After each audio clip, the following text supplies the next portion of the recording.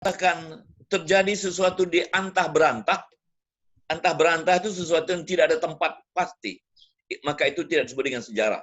Ya, cerita orang lama-lama menyebut antah berantah, di tempat antah berantah, ya, atau di waktu yang kita tidak tahu entah kapan.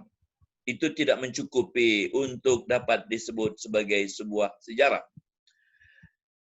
Setiap peristiwa merupakan akibat dari peristiwa yang terjadi sebelumnya, dan sekaligus merupakan pula sebab dari peristiwa yang terjadi sesudahnya. Oleh karenanya sejarah itu merupakan rangkaian. Ya, sebenarnya kita tidak bisa memutus. Paling-paling kita hanya bisa melihat momen-momen penting, sehingga di momen-momen itu kita berikan periodisasi, potongan-potongan sejarah. Padahal sejarah sebenarnya tidak bisa dipotong. Sejarah merupakan sebuah kehidupan yang berkelanjutan. Sekarang judul kita adalah sejarah kebudayaan Islam atau sejarah dan kebudayaan Islam. Ada juga yang menyebut dengan sejarah peradaban Islam. Ya. Bagaimana dari semua definisi yang dari tadi sudah kita dalami secara agak dalam, lalu kita tambahkan sejarah umat Islam. Ini persis seperti nama bukunya Buya Hamka, Sejarah Umat Islam, ya. Sejarah umumnya, seperti yang dari tadi sudah kita sampaikan, dapat dikategorikan sebagai sejarah umat Islam kalau memiliki unsur dominan berikut ini. Ya, dia disebut sebagai sejarah umat Islam kalau diperankan atau dilakukan oleh umat Islam. Apa artinya? Kalau tidak, sejarah itu tidak dilakukan oleh umat Islam, maka dia tidak disebut sejarah umat Islam. Yang dominan berperan di situ adalah umat Islam. Ini ciri pertama untuk dapat disebut sebagai sejarah umat Islam. Kalau tidak, dia menjadi sejarah umat manusia atau sejarah pada umumnya. Jadi, kata-kata umat Islam sehingga disebut dengan sejarah umat Islam itu kalau diperankan atau dilakukan oleh umat Islam. Umat Islam itu harus memiliki unsur dominan di situ.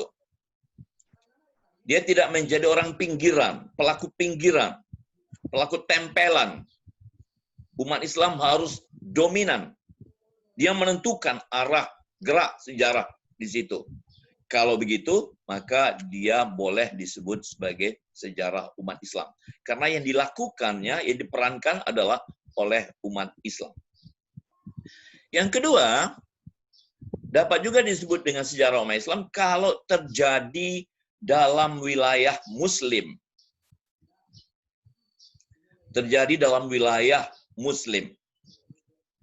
Nah, sekarang mungkin ada perdebatan juga itu. Apa yang disebut dengan wilayah Muslim? Saya kira wilayah Muslim yang secara budaya, ya, wilayah itu secara sejarah adalah wilayah umat Islam. Dihuni oleh umat Islam. Dimiliki oleh umat Islam. Diwarnai oleh umat Islam.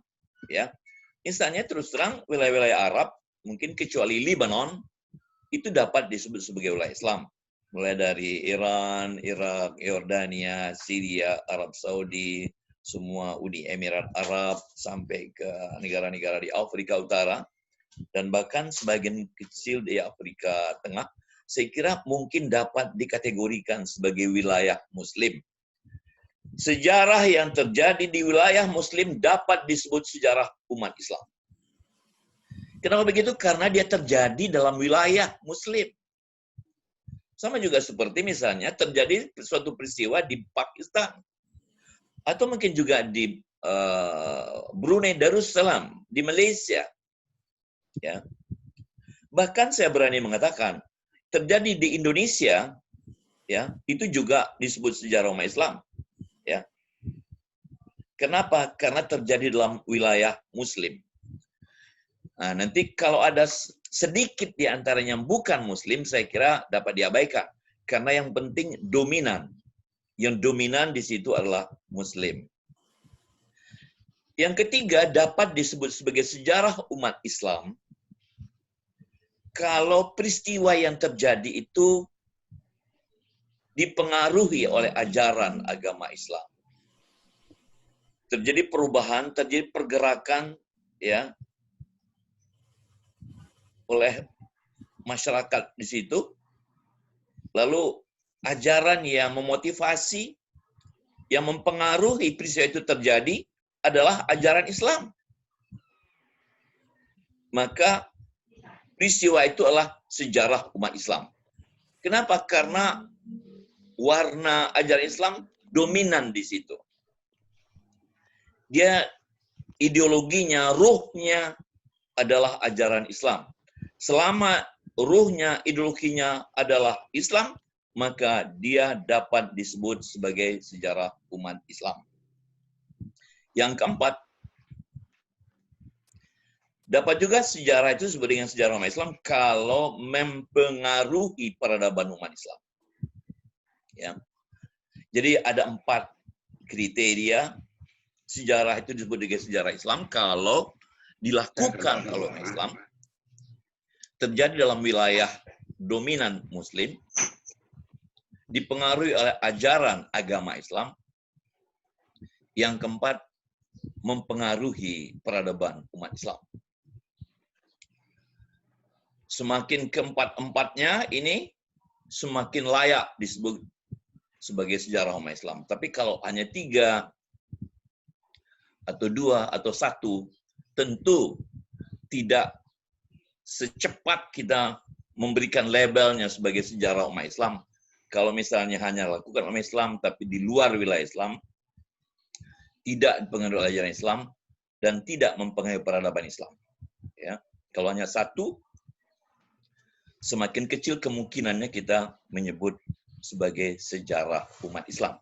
Mungkin kita sebut sebagai sejarah lokal, sejarah tempat tertentu, atau sejarah bangsa tertentu, yang itu merupakan di luar dari sejarah umat Islam. Sekarang kita maju selangkah lagi. Apa objek dari ilmu sejarah? Apa objek dari ilmu sejarah? Ilmu sejarah itu dapat dibagi menjadi 2 objeknya, yakni objek material dan objek imaterial. Objek materialnya manusia, ya.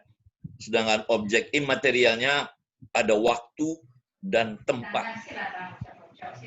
Sehingga objek ilmu sejarah keseluruhan, baik material atau imaterial, adalah manusia yang di dalamnya sudah memiliki waktu dan tempat tertentu.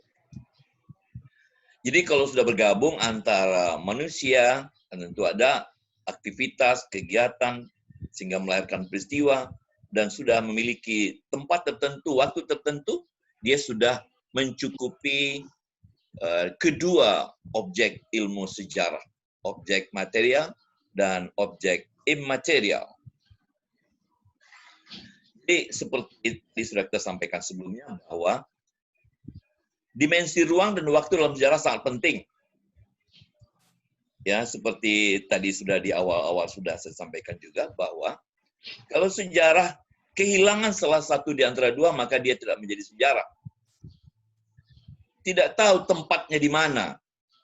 Tidak tahu lokal, waktunya di mana, temporalnya di mana. Maka dia tidak disebut sebagai sejarah. Jadi harus memiliki ruang dan waktu yang jelas. Terjadi di mana dan kapan. Ya. Jadi baru dia lengkap disebut sejarah kalau memiliki kedua dimensi ini secara sempurna. Ya. Kira-kira tidak bisa. Tempatnya kira-kira di situ. Waktunya kira-kira pada tahun ini sampai tidak bisa. Ya. Dan saya kira tugas sejarawan adalah memastikan berdasarkan data-data yang tersedia sekarang, yang kita temukan sekarang, memastikan bahwa dia pernah terjadi. Tidak mungkin terjadi. Kira-kira mungkin tidak bisa. Kita harus memastikan dia pernah terjadi, lalu kapan waktu pernah terjadi, dan di mana tempatnya pernah terjadi. itulah tugas sejarawan, yakni dengan menggunakan semua data-data yang kita temukan hari ini, kita lalu merekonstruksi peristiwa yang terjadi mungkin ratusan tahun yang lalu. Oke, ada beberapa pendekatan dalam memahami ilmu sejarah. Ada pendekatan monumental. Perhatian kita pusatkan pada monumen-monumen penting. Pada tonggak-tonggak. Pada peristiwa-peristiwa penting. Yang besar, yang menentukan di dalam sejarah panjang perjalanan manusia. Ya. Jadi kita mementingkan, mencatat secara baik, dan memusatkan perhatian kita pada tonggak-tonggak penting itu. Ya. Misalnya Indonesia, Sumpah Pemuda itu satu tonggak, ya, tonggak penting itu, melebihi yang lain-lain. Proklamasi itu sangat penting, itu tonggak-tonggak luar biasa. Nah, jadi ketika kita memperhatikan lebih banyak kepada monumen-monumen penting seperti ini, maka pendekatan yang kita pakai berarti pendekatan monumental. Ada pendekatan artukurian, ya, melakukan pencarian terhadap asal-usul, ciri-ciri khusus, identitas seseorang atau kelompok masa lampau. Orang Melayu ciri-cirinya ini, misalnya orang Barat ciri-cirinya, umat Islam harus ciri-cirinya seperti ini. Kita menitik beratkan perhatian kepada tentang ciri-ciri khusus atau kepada identitas. Ya, kalau kita orientasi lebih banyak kepada ciri-ciri khusus, pada asal-usul, pada identitas, namanya pendekatan yang kita lakukan pendekatan antikurian. Ada pendekatan kritis, ya. Dia biasanya mengkritisi aspek-aspek peristiwa. Ya, kalau terjadi peristiwa maka peristiwa itu dikritik, dikuliti. Kalau kita menyebut nama tokoh, maka tokoh itu dikuliti, dikritik habis. Kita mengkritik faktor-faktor penyebab, faktor-faktor akibat dari kejadian tertentu. Seandainya kita lebih banyak berbicara tentang kritik-kritik seperti ini dalam sejarah, ya, kenapa tidak begini, kenapa harus begitu, dan seterusnya. Pendekatan yang kita lakukan namanya pendekatan kritis. Ada juga pendekatan apologis, ya. Orang-orang ini cenderung biasanya kalau orang Melayu baik semua, dia pantang betul menulis dalam sejarah kalau ada yang mengkritik tentang orang Melayu. Dia tersinggung kalau orang Melayu dikritik dan seterusnya. Saya kira bagus juga itu Mahathir Muhammad yang berbicara tentang sifat-sifat buruk orang Melayu, dan itu bukunya pernah namanya Malay Dilemma atau Dilema Melayu, diterbitkan oleh Mahathir Muhammad. Buku itu pernah diterbitkan lalu pernah dilarang terbit karena dianggap menghina Melayu. Tapi sekarang bukunya menjadi buku wajib. Ya, banyak orang yang tidak siap dikritik dan biasanya mereka orang-orang yang apologis. Ya, dan secara akademik saya kira sikap apologis ini saya kira kurang akademik. Ya, kenapa tidak siap untuk dikritik? Oke, kita maju ke bagian berikutnya. Apa sebenarnya ruang lingkup sejarah? Ya, ruang lingkup sejarah, cakupan sejarah yang masuk dalam kawasan sejarah. Ya, kalau kita balik tentu yang di luarnya. Sekarang yang masuk pada cakupan sejarah. Yang pertama sejarah sebagai peristiwa. Sejarah sebagai peristiwa. Berkaitan dengan sesuatu yang telah terjadi atau benar-benar ada. Peristiwa itu penting, nyata, dan juga aktual. Ya. Sejarah sebagai peristiwa memiliki karakteristik abadi, tidak akan berubah. Hanya terjadi sekali dan mempunyai pengaruh besar terhadap lingkungannya. Jadi lagi-lagi seperti sudah berkali-kali saya sampaikan, sejarah tidaklah sesuatu di awang-awang. Dia ada di bumi kenyataan. Cuman sudah lenyap, dan kita sekarang yang bertugas untuk menampilkannya kembali, menyusunnya kembali, merekonstruksinya kembali. Tapi dia harus pernah ada. Ya. Apakah Malin Kundang itu sejarah? Saya kira kita kehilangan data-data, ya, bahwa sekarang di air manis ada batu mirip Malin Kundang. Itu batu-batu yang barusan kemarin sore dibikin oleh Dinas Pariwisata untuk mengundang orang datang. Tapi saya kira itu bukan batu Malin Kundang. Ya. Sejarah sebagai ilmu. Yang pertama tadi sejarah sebagai peristiwa. Karena sejarah sebagai ilmu, maka dia membahas mengenai kebenaran peristiwa secara objektif. Tidak bisa subjektif. Saya mohon maaf, saya sebagai orang Minang, dahulu ketika saya masih muda, saya merasa Minang ini segala-galanya. Yang paling baik, yang paling sempurna di dunia. Waktu saya masih muda, ya. Tapi setelah saya sekolah di Jawa, saya sekolah di Yogyakarta, saya temukan banyak sekali komunitas-komunitas lain di Indonesia. Ternyata semuanya memiliki keunikan, kelebihan, kekurangan masing-masing. Saya baru tahu rupanya Minang tidak satu-satunya. Rupanya ada pendampingnya di samping Minang seluruh Indonesia. Ada banyak suku-suku etnik lain. Setelah saya berangkat kemana-mana ke luar negeri, saya menemukan, wah, Masya Allah, hilang keminangan saya. Jadi yang hendak saya katakan adalah kita perlu objektif, tidak boleh subjektif. Karena sebagai ilmu pengetahuan, ya, dia perlu meneliti mengenai peristiwa sejarah, disusun secara sistematis dengan metode kajian secara ilmiah yang misalnya memiliki ciri-ciri bersifat empiris, ya, memiliki objek tertentu, memiliki teori tertentu, memiliki metode tertentu, ya. Lalu secara digeneralisasikan dia akan menghasilkan penelitian dalam bentuk sejarah.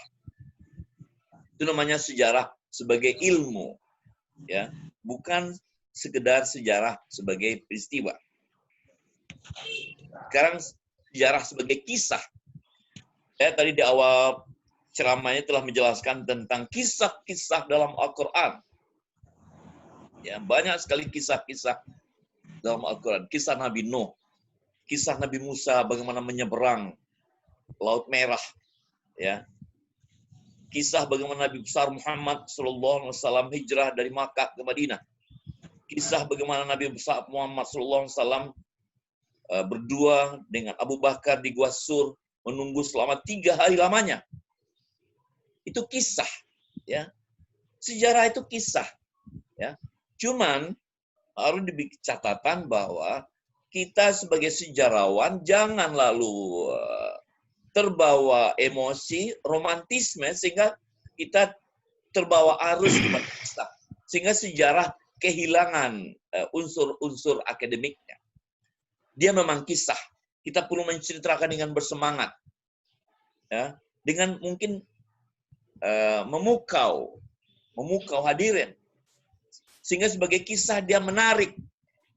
Karena terus terang, hari ini banyak sekali kenyataan yang kita dengar dari mahasiswa bahwa pelajaran sejarah merupakan pelajaran yang tidak menarik. Saya ingin mengkritik pada dosen-dosen yang sekarang mungkin jadi pengampu sejarah. Mungkin mereka tidak pandai menceritakannya sebagai sebuah kisah. Dia menceritakan sejarah sebagai sebuah ilmu saja. Sehingga kaku, monoton, tegang, tidak menarik. Sehingga mahasiswa tidak menarik untuk belajar sejarah. Mendengar sejarah, dia lebih baik tidak daripada mendengar sejarah. Tugas kita adalah bagaimana caranya menjadikan sejarah sesuatu yang menarik, antara lain adalah menjadikan sejarah sebagai kisah. Saya ceritakan pengalaman saya ketika kecil, saya sekolah di PGA Negeri 4 tahun Bukit Tinggi, tahun 62 sampai 66. Ada seorang guru saya namanya Pak Ahmad Zaini. Beliau bercerita tentang bagaimana pemberontakan orang Prancis menaklukkan penjara Bastille. Ketika itu kita masih kecil, belum memiliki motivasi apa-apa tentang ilmu sejarah, tapi karena kemampuan guru itu menjelaskan tentang bagaimana orang memanjat benteng Bastille itu, ya, kemampuannya mencerita, menarasikan dengan sangat sempurna, rasanya sampai hari ini saya bisa mengingatnya, sampai ke kata-kata, sampai ke gerak tubuh guru itu. Kenapa itu bisa terjadi? Karena dia bisa menjadikan sejarah menjadi sebuah kisah. Sehingga dia menarik. Begitu menariknya, sampai hari ini saya tidak lupa. Sudah pensiun, sudah 70 tahun. Alhamdulillah. Saya berharap pada semua kita-kita ini yang berkenan, yang berprofesi sebagai dosen sejarah, guru sejarah, atau sejarawan, pemerhati sejarah, pencinta sejarah, kita bisa menjadikan sejarah sebagai kisah salah satu cara untuk membuat pelajaran sejarah menjadi pelajaran yang menarik. Kisah sejarah dapat disajikan dengan baik secara lisan maupun tertulis. Lalu sejarah sebagai seni, ya, sejarah sebagai seni. Kalau kita lihat sejarah itu memang gabungan antara politik, ekonomi, sosial budaya, dan seni. Semua situs-situs, kita pergi ke museum-museum, itu dipenuhi oleh seni. Ya.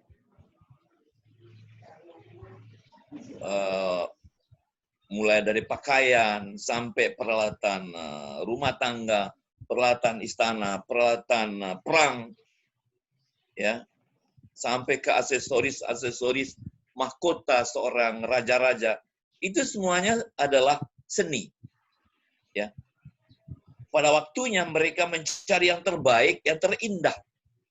Itulah yang tersisa kepada kita sekarang. Itulah yang menjadi situs-situs kita sekarang, artefak-artefak kita hari ini. Dan itu merupakan karya-karya seni, karya budaya terbaik pada zamannya.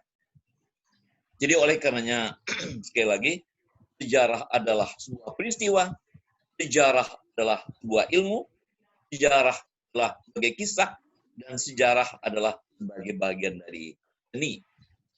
Oke. Mudah-mudahan semua kita belum mengantuk, ya. Apa sumber yang boleh kita jadikan sebagai sumber sejarah? Bolehkah dicomot begitu saja, diambil begitu saja, semau kita?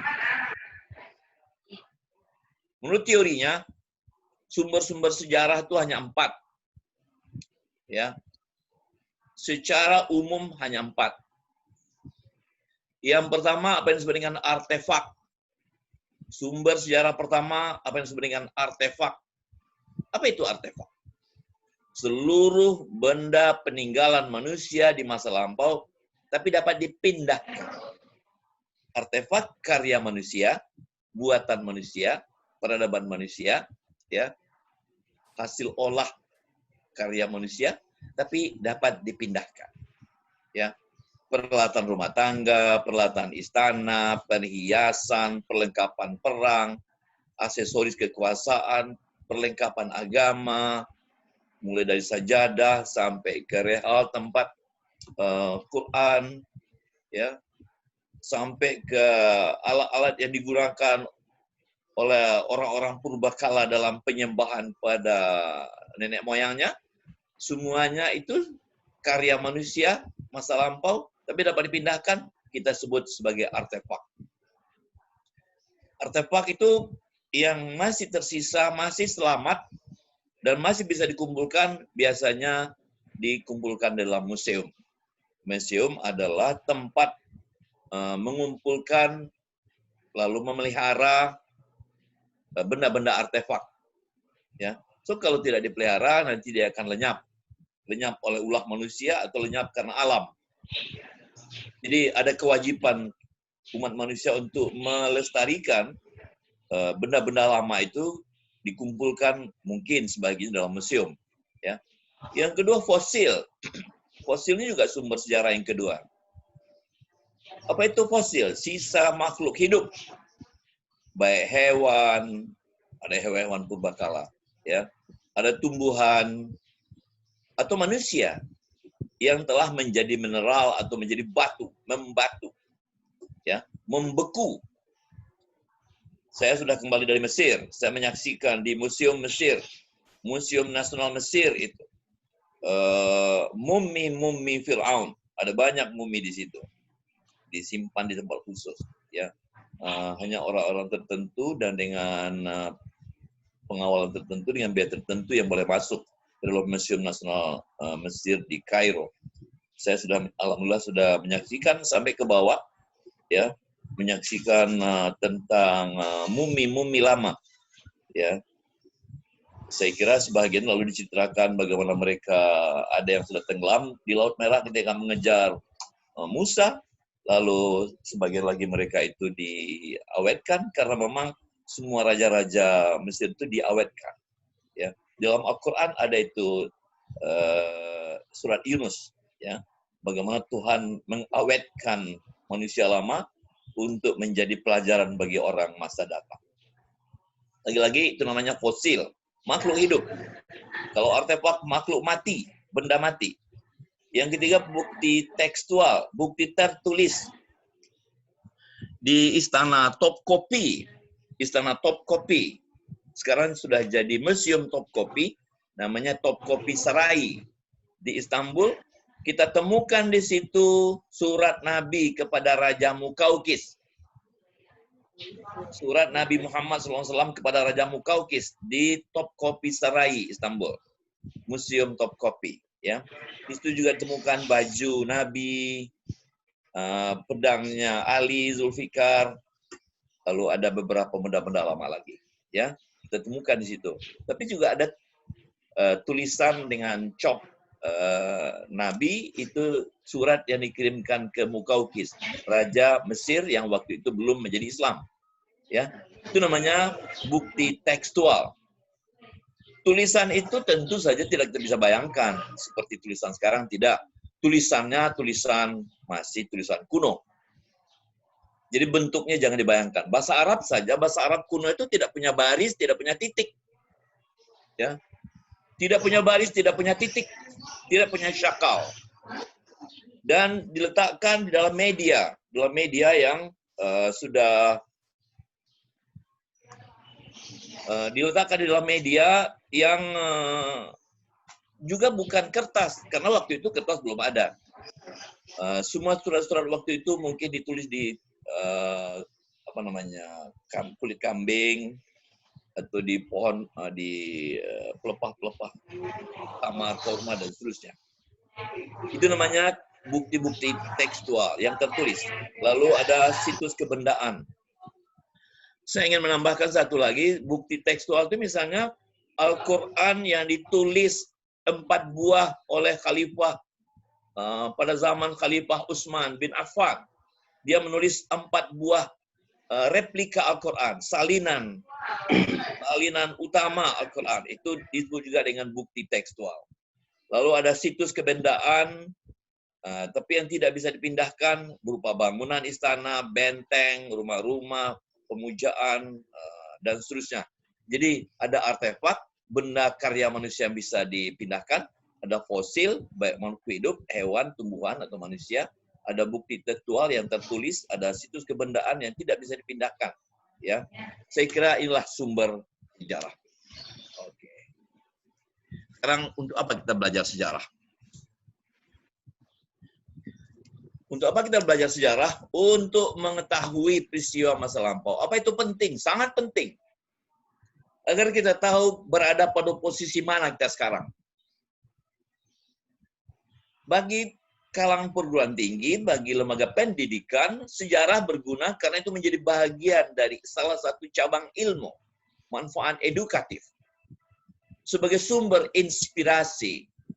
Kenapa orang dahulu berjuang lebih bersemangat dalam bulan puasa seperti kita sekarang, dia melakukan perang Badar. Fathu Makkah juga dilakukan dalam bulan puasa. Ada banyak perang zaman Nabi lakukan dalam bulan puasa. Jadi kalau kita hari ini puasa hanya tidur-tidur, saya kira kita tidak menjadikan sejarah sebagai inspirasi untuk menambah semangat kita untuk mencari ide-ide dari peristiwa sejarah, itu namanya sejarah sebagai sumber inspirasi. Manfaat instruksi. Dalam sejarah itu ada kegagalan, ada kehancuran. Agar kita terdinding dari kegagalan dan kehancuran, ada bahagian-bahagian yang perlu kita hindari. Di situ ada, dari sejarah ada manfaat instruksi. Ini jangan lakukan. Kalau lakukan, Anda akan seperti umat-umat terdahulu, akan hancur, akan ditenggelamkan seperti umat Nabi Nuh, atau dihancurkan seperti umat Nabi Lut, dan seterusnya. Ada instruksi dari sejarah. Sebagai sarana rekreasi. Bapak, Ibu, dan saudara-saudara, bagaimana menjadikan sejarah sebagai rekreasi? Saya kira apalagi kita sekarang di zaman lockdown, PSBB ini, kita perlu mencari-cari kemana lah ya untuk lagi santai. Saya kira membaca sejarah itu juga rekreasi. Kita pergi berjalan-jalan ke Turki, ya. Kita menyaksikan bagaimana Muhammad Al-Fatih menaklukkan Konstantinopel. Kita seakan hadir di situ, menyeberangi Selat Bosporus, ya. Kita berkreasi, berjalan-jalan ke objek-objek sejarah dengan cara membacanya. Kalau kita serius, kita seakan-akan hadir di situ. Dan sebagai profesi, ada dosen sejarah, ada guru sejarah, ada sejarawan, ada penulis sejarah, dan seterusnya. Lalu memperluas wawasan dan pikiran. Mereka yang belajar sejarah akan wawasan luas. Ada dalam Desi Anwar di CNN itu, ketika wawancara dengan Nasaruddin Umar, bangsa yang tidak mengenal sejarah akan pendek umurnya, katanya. Nah, oleh karenanya, agar jangan pendek umurnya, kita perlu belajar sejarah, agar bisa memperluas wawasan dan pemikiran. Tujuan kita belajar sejarah, menginspirasi suatu pergerakan, membantu kita mencari peradaban baru, melahirkan peradaban baru, menentukan asal-usul kita di mana, meningkatkan kemampuan kita menganalisis, dapat melihat dunia dari berbagai sudut pandang, ya.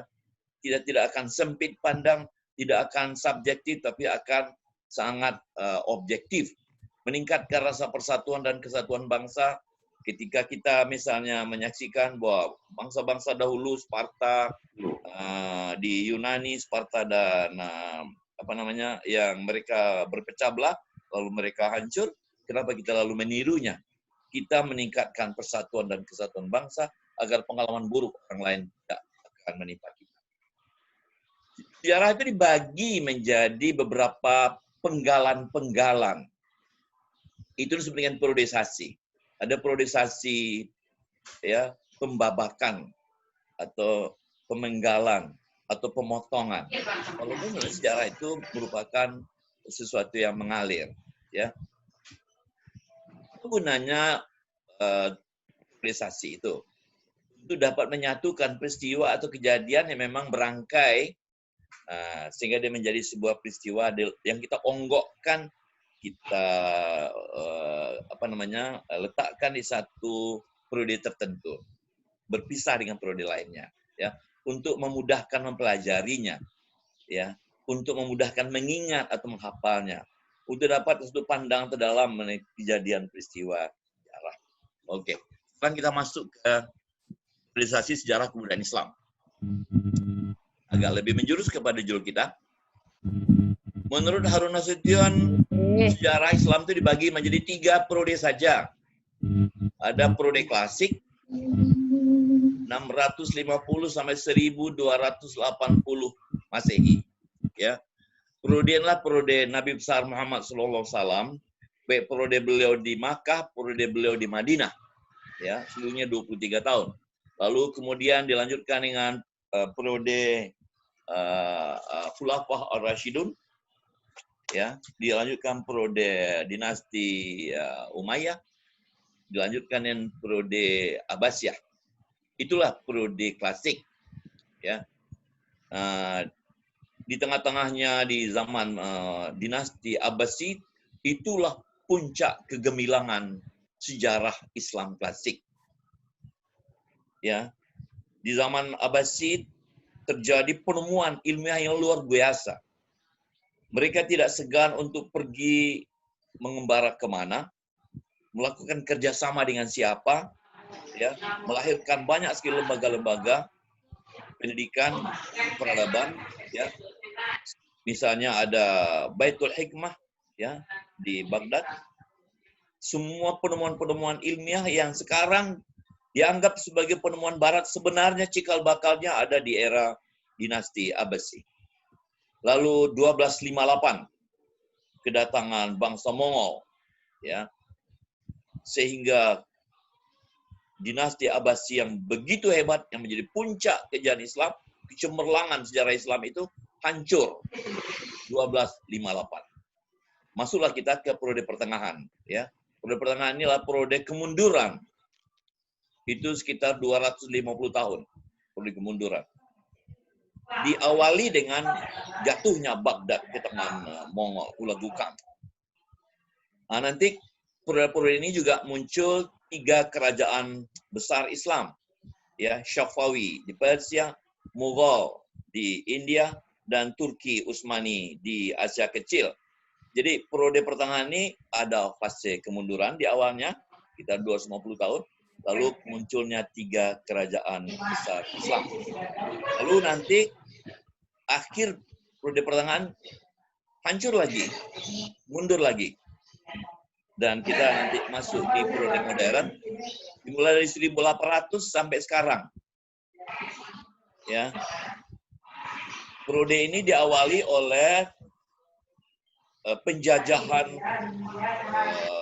wilayah Muslim oleh orang-orang Barat. Lalu periode modern ini ditandai dengan kebangkitan kemerdekaan wilayah Muslim. Rata-rata semua wilayah di Asia Tengah, Asia Selatan, Asia Tenggara, Afrika, itu wilayah Muslim memerdekakan diri dari Barat. Ini periode modern. Lalu kalau Harun Nasution menyebut periode ini juga periode pembaharuan dalam Islam. Munculnya kegiatan dari wilayah Timur Tengah, di Turki, di anak benua India, lalu di Asia Tenggara. Lalu periode yang mutakhir sekarang ada juga misalnya kita sebut sebagai studi kawasan Arab, studi kawasan Turki, studi kawasan India, Pakistan, studi kawasan Asia Tenggara. Di era modern juga kita belajar tentang minoritas Muslim di negara-negara sekuler. Itu terjadi pada periode modern. Ya. Apa sebenarnya bedanya sejarah berislam dan sejarah peradaban Islam? Ya. Saya kira ini tidak begitu penting. Peradaban itu berakar pada ide. Peradaban itu pada ide, pada aspek kebendaan dan kemajuan. Ya. Peradaban ide utama ialah kemajuan dan progres dan develop. Sedangkan kebudayaan berakar pada ide tentang nilai, pemikiran, yang ditransmisikan melalui ilmu, seni, agama. Kebudayaan ide utamanya adalah berupa cita-cita dan kehalusan keluhuran. Ya. Saya kira kalau Anda dan saya dan semua orang ingin meliput sejarah, langkah satunya adalah menentukan topik. Ya, menentukan topik. Mau bikin makalah sejarah, mau bikin skripsi makalah, bikin tesis, disertasi, bermula dari yang pertama adalah mencari topik, lalu mencari data, mengumpulkan data, sumber, ya, baik sumber primer atau sumber sekunder, lalu melakukan verifikasi atau kritik, memberikan penilaian, memeriksa, menguji kebenaran sumber-sumber yang kita cari di heuristik. Lalu setelah itu baru kita memilah-milah mana yang sangat relevan, mana yang pendukung, dan seterusnya. Dalam penilaian kita melakukan kritik ekstern dan kritik intern. Lalu seterusnya kita melakukan analisa, interpretasi. Ya, kita mencari hubung kait antara satu fakta dengan fakta lain. Kita mencari merangkai, kita merekonstruksi. Ya, sehingga kita dapat nanti melahirkan merekonstruksi bangunan sebuah peristiwa sejarah masa lalu. Dan itulah yang kita tuliskan di dalam bentuk historiografi. Ini perjuangan Islam di awal periode Islam. Ini bagaimana penaklukan Spanyol oleh kekuatan yang datang dari Afrika Utara. Ini adalah luasan dinasti Abbasi, ya. Jadi Abbasi itu sampai ke Spanyol. Ini wilayah terluas, ya, puncak tertinggi kegemilangan Islam. Ini kerajaan kaum salib. Lalu ini adalah Kesultanan Utsmani. Kesultanan Utsmani mencakup 3 benua, Asia, Eropa, dan Afrika. Ini saya kira pengulangan dari kejayaan di zaman Abbasi. Lalu nanti ini sejarah masuknya Islam di Indonesia. Saya kira demikian dan senang sekali kalau kita boleh bersoal jawab. Assalamualaikum warahmatullahi wabarakatuh. Baik, senang sekali kalau banyak Prof. Ya. Pada saat ini sudah ada 59, tadi sampai mencapai angka 65 peserta, tapi ada yang izin live karena ada keperluan. Nah, pertama saya ingin menyapa Pak Asrul dulu. Pak Asrul, Assalamualaikum Pak. Pak. Ya. Pak Asrul sekarang adalah Ketua Prodi PPKN atau Ketua Jurusan Ilmu Sosial Politik. Terima kasih sudah bergabung Pak Asrul. Ya, dulu acok mas sebutnya Pak. Yo. Jadi alhamdulillah. Assalamualaikum Pak. Waalaikumsalam Pak Sulpiliang. Saya kenal Pak Sulpiliang sebagai tokoh politik. Oh. Lalu kemudian selalu, Pak. Kembali ke habitatnya di. Kembali ke habitat Pak. Alhamdulillah. Ya. Pengalaman Pak Asrul selama di politik banyak berkontribusi terhadap kemajuan jurusan Prof. Ya, alhamdulillah. Oke, baik. Baik, ini materi padat luar biasa ya dan dalam ya, maklum karena yang memberikan materi kita pada hari ini adalah Profesor Saifullah dan beliau adalah guru besar sejarah ya. Jadi memang kontennya dalam sekali mengenai sejarah. Tapi bagi mahasiswa PPKN, sejarah adalah sesuatu yang menjadi perhatian bagi kita semua karena bagaimana kewarganegaraan pada hari ini bisa terbentuk itu adalah proses panjang sejarah kita. Ya, makanya dalam mata kuliah pendidikan Pancasila itu 50% isinya adalah materi sejarah mengenai sejarah bangsa kita yang wajib dipelajari dan dipahami oleh mahasiswa PPKN. Nah, baik, saya akan memberikan kesempatan Ananda, maksud juga Pak Asrul atau juga Bu Narmi ingin memberikan tanggapan, saran ataupun pertanyaan. Inilah kesempatannya. Ibu persilahkan. Silahkan. Nah, baik, ini sudah ada, saya bacakan pertanyaannya dari Aditya Wahyu. Ya, Assalamualaikum Prof, saya Aditya Wahyu Ramadan, mahasiswa Hukum Islam dengan Ibu Susi. Saya ingin bertanya Prof, tadi Prof ada bilang bahwa peristiwa sejarah itu benar-benar terjadi dan berhubungan dengan perkembangan manusia. Nah, dalam sejarah Islam bahwa nenek moyang manusia itu adalah Nabi Adam. Sedangkan dalam ilmu sejarah, teori, bahkan teorinya Charles Darwin mengatakan bahwa manusia itu berasal dari seekor kera yang berevolusi. Nah, jadi pertanyaan dari Wahyu ini adalah, apakah sejarah Islam itu sejalan dengan kehidupan manusia purba tersebut? Ya, atau teori bahwa manusia itu berevolusi dari seekor kera itu hanyalah dusta? Nah, ini pertanyaan kita semua ya dari Wahyu. Nah, sedangkan karena apa? Karena berdasarkan fosil itu banyak ditemukan manusia purba dan juga hewan purba. Bagaimana tuh kira-kira penjelasannya, Prof? Silakan, Prof. Oke. Pertanyaan yang pertama. Oke, satu demi satu. Terima kasih banyak Ananda. Saya sebulan di Turki. Saya meneliti 2 tokoh. Saya meneliti Fethullah Gülen. Tadi buku Fethullah Gülen katanya mau dibagikan kepada salah seorang peserta pertama. Fethullah Gülen. Itu tulisan saya juga. Yang kedua saya juga meneliti tentang Harun Yahya. Harun Yahya. Ya, Harun Yahya. Saya kira kalau semua orang pernah membaca tentang Harun Yahya, dia akan tahu bahwa Harun Yahya salah seorang di antara ilmuwan kaliber dunia yang menyanggah pendapat teori Darwin, yang menyanggah bahwa manusia berasal dari kera. Dan buku Harun itu bukan, saya kira, saya senang seandainya Ananda nanti datang, saya boleh tunjukkan ya. Buku yang luar biasa tebalnya, ada 4 jilid. Itu berbicara secara jelas bagaimana caranya dia menafikan kebenaran teori Darwin. Yang intinya adalah bahwa manusia berproses dari kera, lalu secara berangsur-angsur mengalami evolusi yang panjang dan lama, sehingga akhirnya berubah menjadi manusia. Saya termasuk di antara yang dahulu sebelum ketemu dengan teori Harun Yahya, seperti ada yang meragukan itu, ya, ada keraguan, ada dualisme. Dalam pikiran saya berkecamuk dualisme. Yang pertama, saya membaca Al-Quran, dan saya sebagai seorang Islam percaya kepada kebenaran Al-Quran datang dari Adam. Adam terus diturunkan ke bawah, bercabang-cabang, ya, menjadi ras-ras. Begitu teori asal-usul manusia menurut Islam. Lalu ditemukan ilmu etnologi, ya, yang berbicara tentang manusia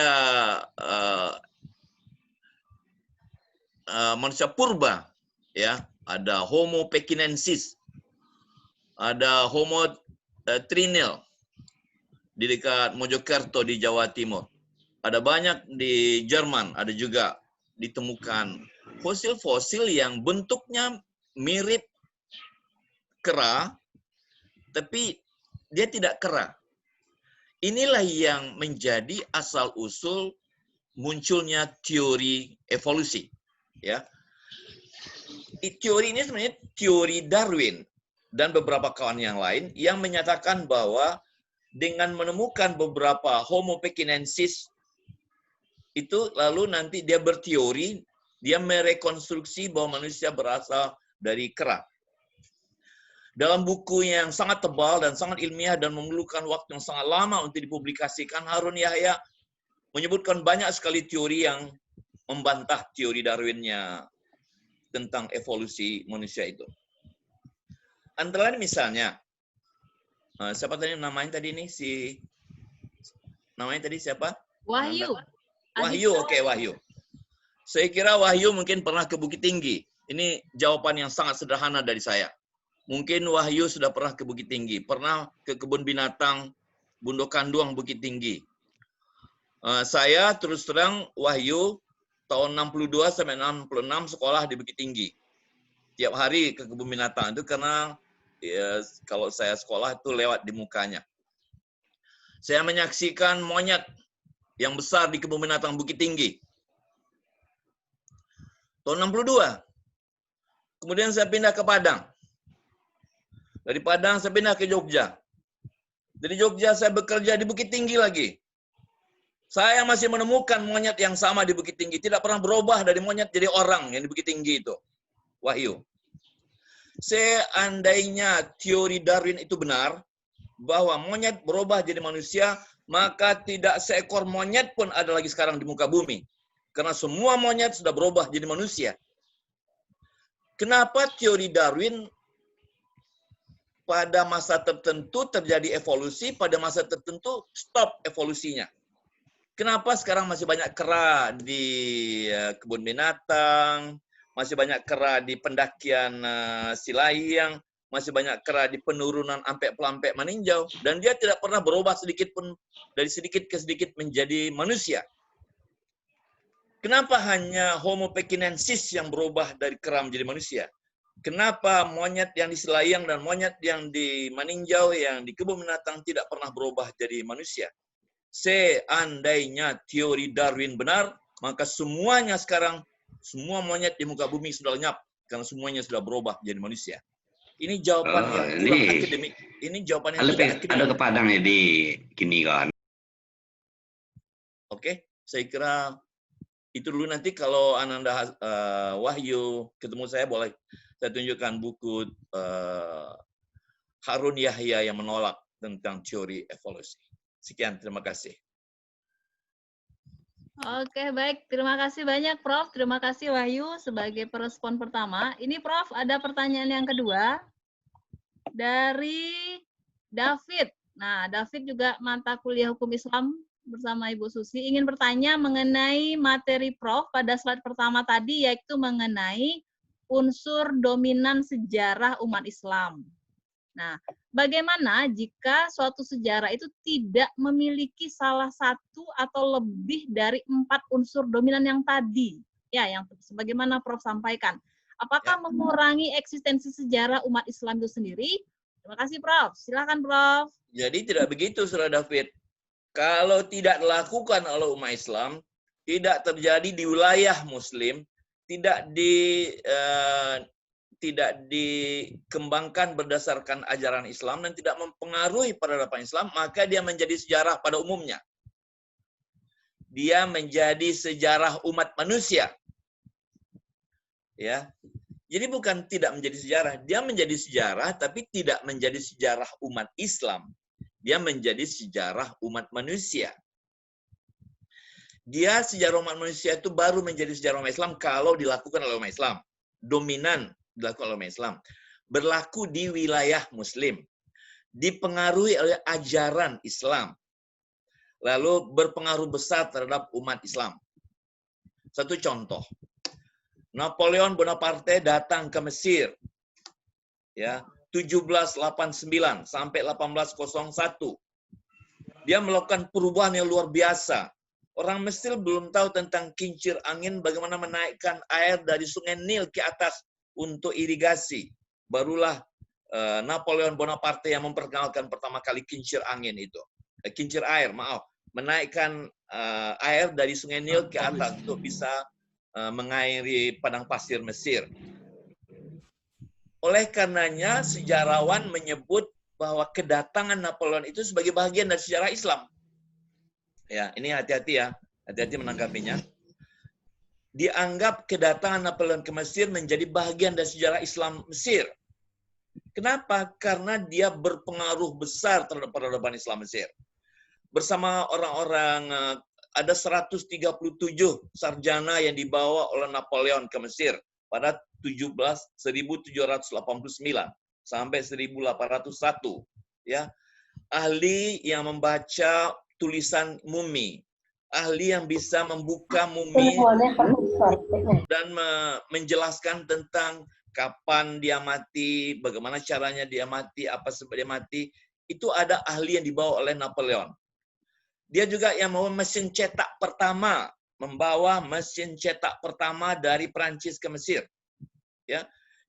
Oleh karenanya banyak sekali perubahan yang dilakukan oleh kedatangan Napoleon ke Mesir. Oleh karenanya tidak disebut penjajahan Napoleon ke Mesir, tapi ekspedisi Napoleon ke Mesir. Oleh karenanya sejarawan, baik sejarawan Islam di Indonesia, baik kami di Pascasarjana UIN, atau oleh sejarawan Mesir sendiri, kedatangan Napoleon itu tidak disebut kedatangan, tidak menjadi bagian sejarah Islam, tapi benar-benar menjadi bagian dari sejarah Islam. Kenapa? Karena pengaruhnya besar terhadap peradaban Islam. Seandainya tidak datanglah Napoleon itu ke Mesir pada waktu itu, belum tentu kondisi Mesir hari ini seperti hari ini. Oleh karenanya, sekalipun Napoleon bukan beragama Islam, tapi disebut juga sebagai peristiwa kedatangan itu sebagai sejarah Islam. Kenapa? Karena dia terjadi di wilayah Muslim, dalam hal ini Mesir, dia mempengaruhi budaya masyarakat, bukan saja Mesir, bahkan Timur Tengah pada umumnya. Jadi oleh karenanya, dua saja misalnya terjadi di wilayah Mesir, mempengaruhi budaya masyarakat Mesir, itu sudah dapat disebut sejarah Islam. Oke. Oke, lanjut. Oke, baik. Ini kayaknya belum ada. Ini pertanyaan yang ketiga masuk. Silakan, Ananda. Agus tadi katanya tampil. Ya. Baik, ada pertanyaan lagi. Silahkan. Kalau ingin langsung juga boleh.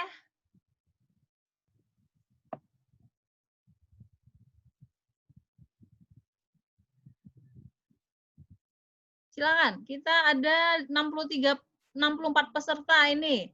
Baru 2 pertanyaan. Dan Prof masih bersama kita, walaupun saya paham tuh pasti sudah kering itu ya tenggorokannya, tapi Prof masih bersama kita saat ini, jadi manfaatkan kesempatan baik ini untuk bisa menimba ilmu bersama Prof Saifullah. Ya, tentang kajian sejarah dan kebudayaan Islam. Ya, Prof bisa cerita sedikit tak?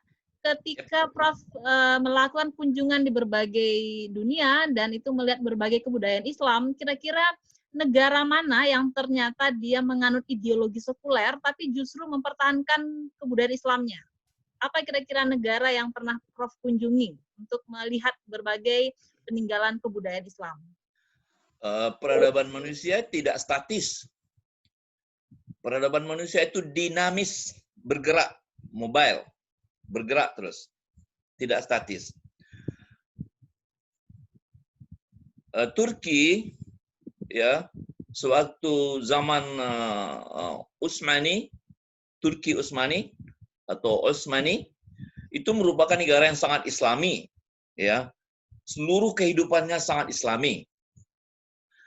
Lalu kemudian ketika Kemal Atatürk menjadi presiden di Turki, terjadi pembalikan arah.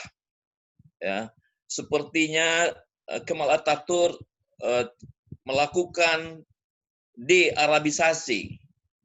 Dia menolak semua yang berbau Arab, penggunaan bahasa Arab sebagai media pendidikan, peranan ulama yang sebelumnya sangat dominan sekarang dikurangi, ya.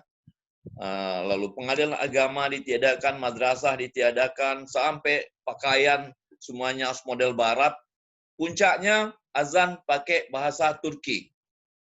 Itu dinamika budaya Turki modern, ya.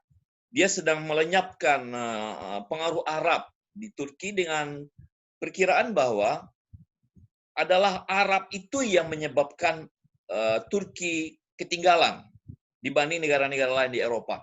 Karena Turki sangat ingin menjadi bagian dari Eropa. Ya, sampai hari ini keinginan itu masih kuat. Jadi untuk melawan stigma bahwa kemunduran Turki itu karena Arab, maka semua unsur Arab dibuangnya oleh Kemal Atatürk. Lalu itu terjadi puluhan tahun lamanya. Dia meninggal 1937, ya. Lalu sampai saya kira tahun datangnya Erdogan, sebenarnya sudah banyak perdana menteri, tokoh atau presiden yang mencoba sedikit demi sedikit merehabilitasi Islam di Turki, tapi semuanya kandas karena kekuatannya pro-Kemalis sangat kuat, khususnya di kalangan militer, di kalangan birokrasi.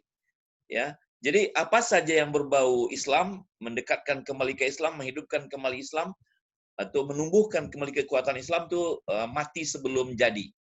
Adalah di zaman Erdogan ini baru itu berjaya, ya. Mula-mula dia ingin misalnya gambar Kemal itu diletakkan di samping gambarnya. Kalau sebelumnya tidak ada gambar lain kecuali gambar Kemal. Tapi akhir-akhir ini orang-orang semakin merasa sudah layak, sudah patut, sudah waktunya untuk meninggalkan Kemalis. Dicarikan citra Turki baru. Nah, ketika mencari citra Turki baru, Erdogan menemukan Islam. Sama juga seperti wilayah-wilayah bekas Uni Soviet di Asia Tengah, ketika mereka sedang mencari bentuk baru, mereka menemukannya dalam Islam. Ya, jadi sekarang Erdogan sedang sedikit demi sedikit dan dengan cara yang agak kamuflase, pelan-pelan dan tidak berhadapan secara diametral dengan militer, ya, dia sedikit demi sedikit berubah ke arah Islamisme. Jadi saya memiliki makalah tentang Erdogan dari sekularisme ke Islamisme. Ya, misalnya kaum Sufi yang sebelumnya terpinggirkan sekarang udah boleh maju lagi. Bahasa Arab sudah boleh digunakan lagi. Fakulti-fakulti pengajian dirasah Islamiyah sekarang udah hidup lagi. lembaga wakaf yang kemarin dinasionalisasi oleh pemerintah Turki sekuler sudah dihidupkan kembali. Kementerian Agama sudah hidup kembali. Beberapa mahasiswa Indonesia yang pulang dari Turki sekarang sudah merasakan betapa Islam sudah mulai mewarnai Turki kembali. Saya baca di internet bagaimana subuh-subuh, misalnya ada tulisan dari Didin Hafidudin, contohnya bagaimana di subuh hari itu sholat subuh di masjid sudah mulai ramai lagi. Ketika saya datang ke Turki, saya sebulan di Turki. Itu terus terang aja masjid biru, Masjid Sulaiman, itu lebih banyak turisnya ketimbang orang sembahyang di dalam masjid. Tapi sekarang sudah bertambah banyak. Fungsi masjid sebagai masjid sudah mulai terasa. Kalau kemarin masjid sebagai objek turis.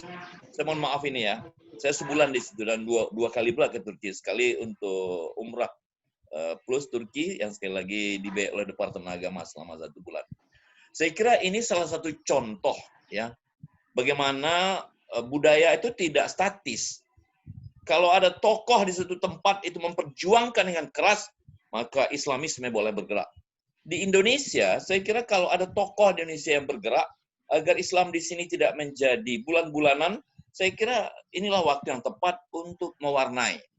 Ya, di sini terjadi kebebasan kita untuk merefleksikan ide, keinginan, dan ruh apa yang akan kita masukkan misalnya di Indonesia.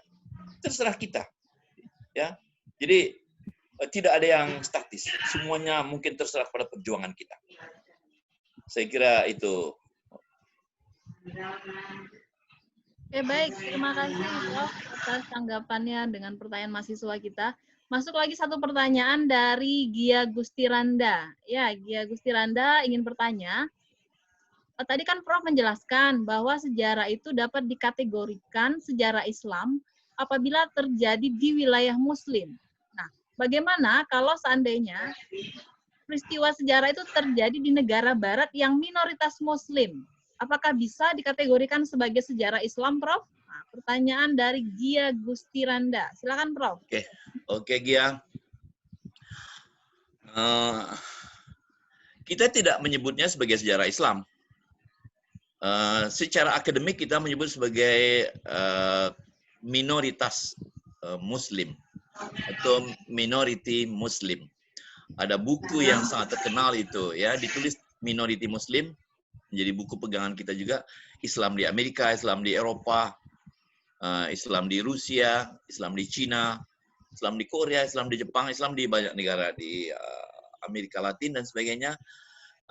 Kondisinya, perjuangannya, suka dukanya, nasibnya, dan sebagainya menciptakan itu secara agak detail. Itu tidak kita sebut sebagai sejarah Islam. Secara akademik kita menyebutnya sebagai salah satu ilmu yang sekarang kita sebut sebagai minority Muslim. Ya, menceritakan tentang kondisi, nasib, suka duka, laporan dari keadaan umat Islam yang menjadi minoritas di suatu negara yang bukan negara Muslim. Jadi kalau Ananda tanyanya, bolehkah itu disebut sebagai sejarah Islam? Saya jawab tidak. Sejarah Islam itu sudah pasti terletak di wilayah Muslim, dilakukan oleh orang Islam, atau berpengaruh besar terhadap peradaban Islam. Ya, syaratnya 4 tadi. Kalau tidak, maka kita tidak menyebutnya sebagai sejarah Islam. Tapi bahwa mereka adalah umat Islam, yes. Kita menyebutnya sebagai minority Muslim. Orang nasib umat Islam di wilayah yang bukan Muslim. Atau tidak negara Islam. Saya kira begitu. Dan saya juga punya buku. Ketika saya mengajar di Malaysia, saya menulis buku juga tentang minority Muslim. Ya. Dulu bahkan pernah dalam 1 bulan puasa, saya menulis tentang kondisi saudara-saudara Muslim kita di beberapa negara yang non-Muslim.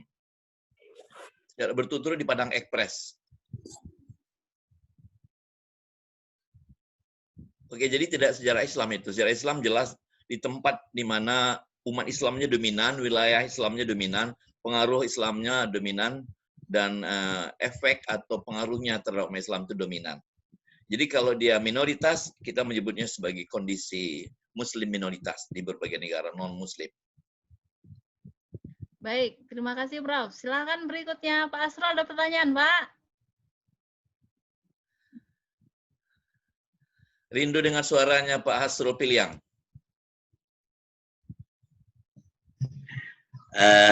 Saya mau nanya ini Pak. Ini kira-kira jawaban substansinya ini Pak. Kok di dalam berbagai kebijakan itu roh spirit Islam itu tak terserap begitu Pak. Padahal kita tahu negeri ini ya dibidani dengan spirit keagamaan gitu. Nah, tapi kok ya kurang lebih sama lah seperti apa Turki dilahirkan era-era yang lalu gitu Pak. Nah, lalu ada sampai hari ini ya mereka itu sepertinya kehidupan bernegaranya sangat diwarnai oleh spirit keagamaan. Nah, tetapi di kita itu sepertinya tidak terjadi begitu loh Pak. Kira-kira apa ini yang menyebabkan sejarah membangun negara yang sama ya sejak awal, yang satunya seperti Bapak contoh tadi dia konsisten gitu. Ya, paling tidak kalau itu pun tidak konsisten istilahnya, mereka punya kecenderungan setiap regulasinya itu cantelannya itu ya kepada sejarah-sejarah masa lalu gitu. Nah, di kita kok akarnya itu sepertinya begitu loh Pak. Mudah-mudahan di salaman seperti tercerabut begitu. Nah, ini seperti apa ini Pak Prof? Terima kasih. Pak Asrul, saya kira ini pertanyaan sudah masuk ke kawasan politik.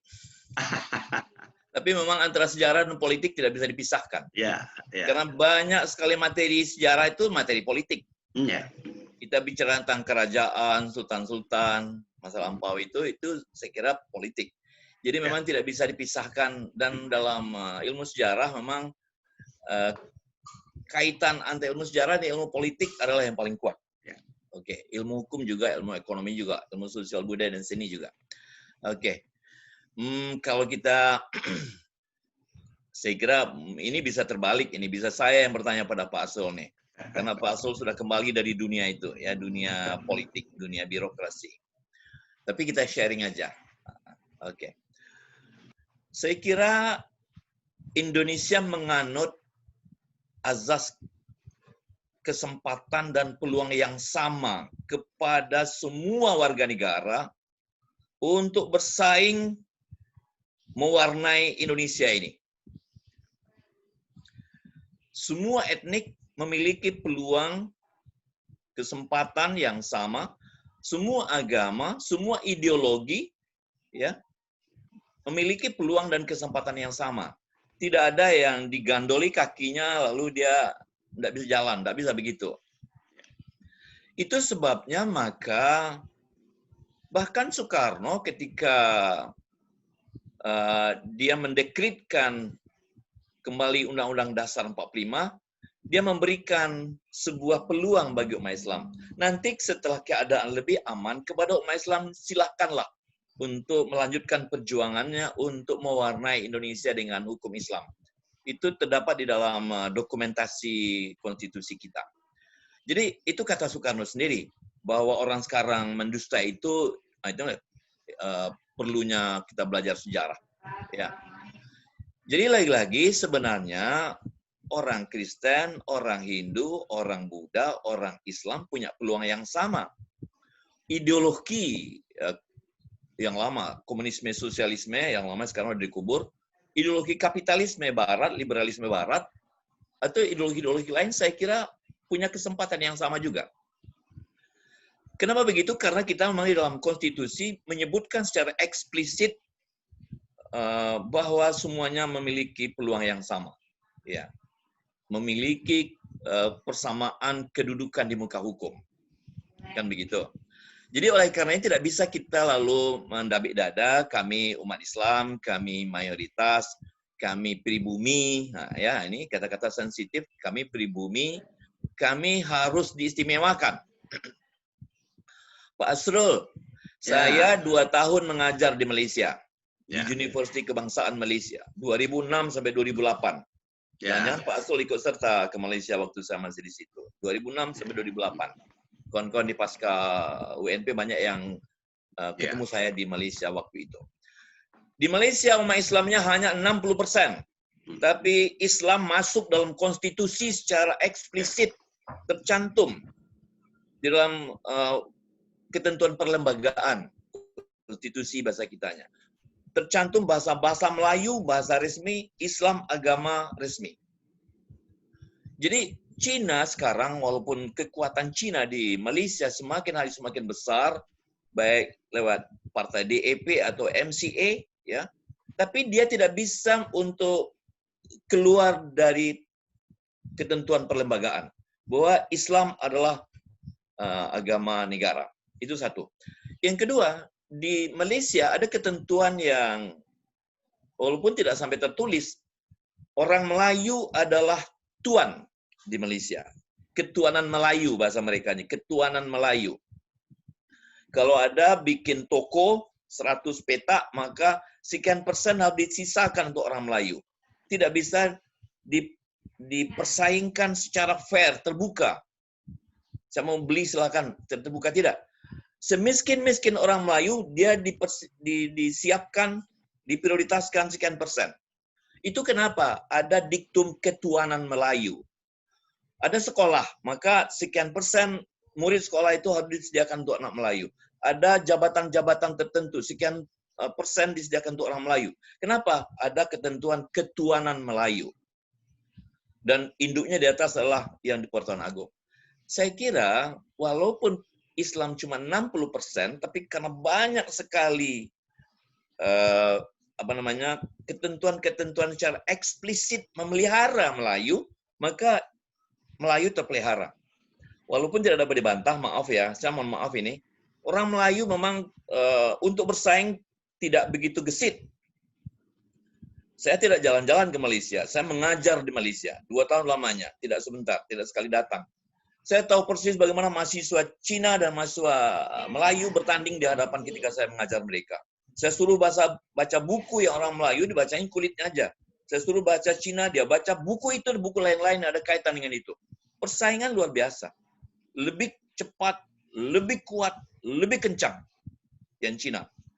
Jadi hanya dengan adanya ketentuan bahwa Islam tercantum dalam perlembagaan, bahwa bahasa Melayu tercantum dalam perlembagaan, bahwa orang Melayu itu menjadi tuan di Malaysia. Kalau tidak karena itu, habis saya kira Melayu di Malaysia. Jadi sekarang kita kembali ke negeri kita. Bagaimana caranya di Indonesia? Saya kira ya Pak Hasrul Piliang harus berada pada garda depan untuk tidak dibiarkan ini. Ini jangan lillahi ta'ala kita serahkan kepada Allah, nggak bisa begitu. Nabi Muhammad itu tanggal-tanggal giginya untuk perang melawan orang kafir. Tidak bisa diserahkan pada kuasa Allah saja. Atas raja Allah salah, because bahasa kadian tidak bisa begitu. Nabi Muhammad 37 kali memimpin perang. Nabi itu sudah dijamin masuk surga, kekasih Allah, tapi dia perang. Jadi tidak bisa diserahkan pada kuasa Allah. Allah telah memberikan, melimpahkan wewenang pada kita untuk berjuang. Oleh karenanya, saya kira DPR janganlah berkelahi sesamanya. Jangan pecah. PKS yang terus terang harapan kita pecah 2 pula, jadi Gelora, jadi Garbi. Lalu partai lain pecah, lalu NU, pokoknya begitulah, NU Muhammadiyah, tidak kompak, dan seterusnya. Bagaimana mungkin lalu kita mewarnai negara ini dengan kebijakan-kebijakan kalau secara internal kita semakin lama semakin jauh. Secara sosial keagamaan NU dan Muhammadiyah mudah-mudahan sekarang semakin akur lah ya, mudah-mudahan. Dari partai-partai bukan semakin mengecil, membesar, meluas, melebar, semakin pecah, berantakan. Bagaimana mungkin lalu kita mau menguasai Indonesia kalau kita lalu tidak kompak ke dalam? Itu satu. Yang kedua, kalau mereka yang sudah jadi anggota DPR, jangan hanya bicara Islam itu ketika kampanye. Kalau sudah duduk, lupa dia apa yang dikampanyekan dulu. Baca ayat kursi sebentar waktu kampanye. Kalau udah dapat kursi, lupa ayat kursinya aja ingat lagi. Jadi saya kira kewajiban kita Pak Asrul mengingatkan, baik mereka yang akan dipilih atau mereka yang sudah terpilih, ini perjuangan memang hidup atau mati. Ya. Saya kira ya ada orang yang ingin partai PSI misalnya, saya kira sangat tegas. Dia nggak suka dengan pesantren, dia tidak suka dengan masuknya Islam dalam KTP, dia tidak suka dengan yang berbau Islam. Kalau haji dan umrah itu harus diserahkan ke swasta agar diurus secara komersial. Itu harus dihadapi itu. Dan mau ada partai-partai lain yang sekuler yang saya kira kelihatan juga arahnya kemana. Ya. Oleh karenanya ini pertanyaan Pak Azrul ini agak berorientasi politik. Saya terpaksa menjawab dengan agak politik. Terima kasih banyak Pak Azrul. Mari kita berjuang Pak Azrul. Siap. Terima kasih Pak Prof. Oke, baik Pak Asrul sebagai garda terdepan. Mudah-mudahan cita-cita perjuangan amin. Baik di dunia akademik maupun di dunia politik akan tetap maju terus. Kami bersama Pak Asrul. Siap. Siap jadi tim suksesnya Pak Asrul. Siap, amin. Oke. Baik Prof, kita punya pertanyaan terakhir ini Prof, karena sudah mau mendekati pukul 12. Ini dari sebentar, saya lihat chatnya. Afdol Tasmara, ya Afdol Tasmara menanyakan bahwa apakah kelahiran Nabi Muhammad itu sebagai penanda, ya penanda lahirnya peradaban Islam, dan bagaimana keadaan peradaban Islam atau mungkin ada tidak peradaban Islam sebelum kelahiran Nabi Muhammad? Ini pertanyaan bagus sekali dari Afdol Tasmara. Silakan Prof. Kelahiran Nabi Muhammad pastilah pembawa momentum tonggak besar kelahiran peradaban Islam, ya. Tapi peradaban Islam dalam arti khusus. Ada juga para ulama mengatakan bahwa sebenarnya Adam itu sudah Islam juga. Adam, Ibrahim, Nuh, Hud, Musa itu semuanya sudah Islam juga. Tapi saya kira itu Islam secara umum. Kalau Islam secara khusus, saya kira agama yang dibawa oleh Nabi Muhammad. Oleh karena kalau kita bicara sekarang di sini, dalam forum ini, saya kira perlu kita batasi dulu. Tidak Islam seperti agamanya Adam, Idris, Nuh, Saleh itu semuanya Islam. Itu pemikiran ulama kita begitu. Tapi Islam yang kita katakan sekarang adalah bahwa kita akan menyebut Islam itu bermula startnya dari zaman Nabi Muhammad. Jadi kalau Anda bertanya apakah kelahiran Nabi itu penanda bermulanya peradaban Islam, jawabnya yes. Satu.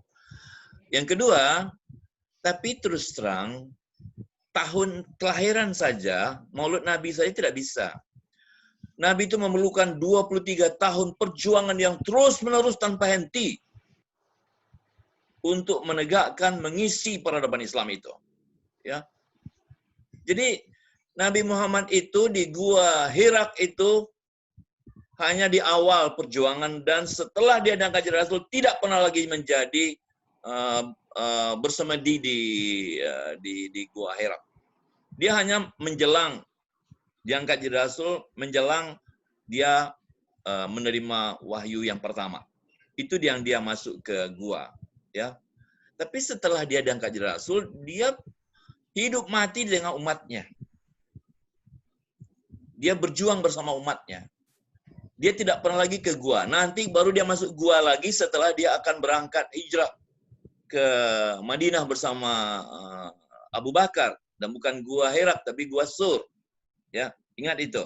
Jadi Nabi itu berpengalaman 2 kali masuk gua. Yang pertama sebelum diangkat jadi Rasul, sebelum kedatangan kitab suci Al-Quran, ayat suci Al-Quran pertama. Lalu yang kedua ketika dia akan hijrah ke Madinah, gua Sur dan gua Hira. Tapi untuk seterusnya Nabi Muhammad itu berkecimpung secara real, langsung bersama umatnya. Dia ada bersama umatnya. Dia tidak menjauh sebagai tokoh-tokoh kita sekarang ini, kadang-kadang dia berangkat kemana-mana, kalau keadaan di sini sudah agak payah, dia berangkat kemana-mana. Dia lari dari perjuangan umatnya. Dia tidak mau jatuh bangun bersama umatnya. Saya kira Nabi Muhammad tidak begitu. Dia hadir 37 kali perang. Di perang Uhud itu tanggal giginya, ya, jatuh terpelosok ke lubang. Itu menandakan dia pejuang sejati. Dia tidak jarak jauh, dia tidak lihat-lihat jauh. Dia berjuang bersama rakyatnya. Jadi Ananda, bahwa perjuangan Muhammad itu penanda lahirnya peradaban Islam, saya kira iya. Ya. Dan itulah yang sekarang kita warisi. Itulah sekarang kita warisi. Bukankah ada hadis mengatakan bahwa ulama itu pewaris Nabi? Ya. Ulama warasatul anbiya, kita ini menjadi pewaris Nabi. Kita melanjutkan perjuangannya, idenya, geraknya, jatuh bangunnya, sakit senangnya, berjuang bersama umat. Jadi jangan ada orang yang baru berjuang kalau mau dapat suara, mau pemilu, baru dia dekat dengan rakyat. Kalau sudah selesai, dia udah kenal lagi dengan rakyat. Ini saya kira ini ujiannya ini, pandemi COVID-19 ini. Mana dia orang yang merasa dahulu, oh kami akan berjuang rakyat, kami akan membela rakyat, mana dia sekarang? Sekaranglah waktunya yang hebat-hebat di atas itu sekarang datang kemari. Ya, jangan nanti kalau sudah selesai pandemi baru datang. Nah, baru mendabik dada, ini karena saya, saya kira itu tidak sesuai. Itu tidak sesuai dengan perilaku Nabi. Saya kira mari kita menjadikan Nabi itu menjadi contoh teladan sempurna. Demikian Ananda. Baik, terima kasih Prof. Waktu kita sudah berakhir. Yang ingin saya ulang kembali adalah bahwa kita harus sama-sama menghargai sejarah, kita harus menggunakan sejarah sebagai dasar berpijak kita dalam menatap masa depan, karena tanpa sejarah kita tidak akan bisa menggali berbagai pengalaman, ya baik pengalaman positif maupun pengalaman negatif, agar tidak terulang pengalaman yang negatif dan kita bisa berkreativitas, berinovasi untuk kemajuan masa depan. Ya, saya kira kita sudah sama-sama menyimak, sudah ada pertanyaan yang bagus-bagus sekali dari mata kuliah Hukum Islam ya pada sesi hari ini, dan juga terima kasih Pak Asrul setia mendampingi mahasiswa ya dalam mata kuliah Hukum Islam ini. Nah, sekarang sebagai momen terakhir mohon dihidupkan videonya. Ibu akan screenshot wajah kita semua. Silakan Ananda, di-on-kan videonya.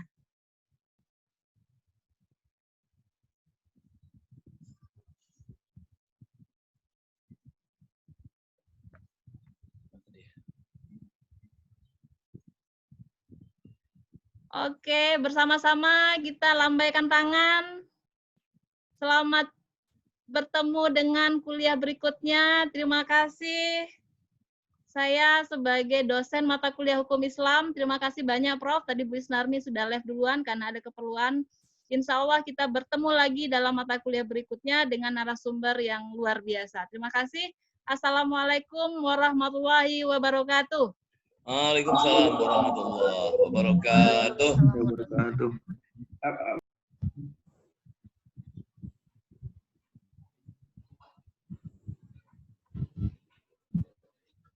Oke, selesai.